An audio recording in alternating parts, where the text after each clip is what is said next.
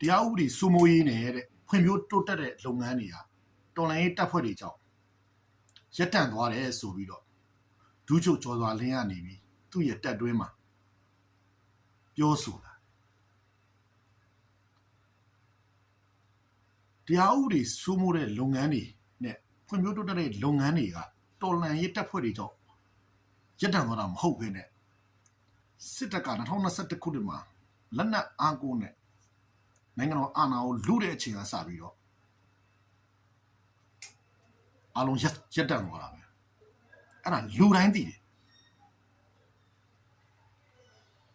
တရားဥပဒေစိုးမိုးတဲ့လုပ်ငန်းတွေကလေဘာကြောင့်ရှက်ထန့်သွားလဲမင်းတို့အာဏာသိမ်းပြီးတဲ့ကမင်းအွန်လိုင်းတူတွေကနေပြီးတော့တရားမမျှတမှုမရှိတဲ့ဥပဒေတွေကိုထုတ်ပြီးတော့ပြည်သူတွေကိုမတရားဖန်ဆီးထောင်ချညှဉ်းပန်းနှိပ်စက်တပ်ဖြတ်အဲ့ဒီဥပဒေတွေနဲ့အဲ့ဒီမတရားတဲ့ဥပဒေတွေကိုပြည်သူတွေကလက်မခံလို့တရားဥပဒေစိုးမိုးတဲ့လုပ်ငန်းတွေရပ်တန့်သွားတာဖွံ့ဖြိုးတိုးတက်တဲ့လုပ်ငန်းတွေကဘာကြောင့်ရပ်တန့်လဲဆိုတော့တော်လှန်ရေးတပ်ဖွဲ့ကြောင့်မဟုတ်ဘူးမင်းတို့စစ်တပ်အာဏာသိမ်းလို့ပဲနော် NLD ဆိုရလက်ထက်မှာနိုင်ငံဖွံ့ဖြိုးတိုးတက်မဲ့လုပ်ငန်းတွေကအလုံးစီစဉ်ချထားပြီးသားမင်းတို့အာဏာသိမ်းလိုက်တဲ့ကိုလွတ်တော်ပြတ်သွားတယ်အစိုးရဖွဲ့ပြတ်သွားတယ်တော့ကိုဒီလုပ်ငန်းစဉ်တွေအလုံးရပ်ဆိုင်သွားတယ်ဘာဖြစ်လို့နိုင်ငံရဲ့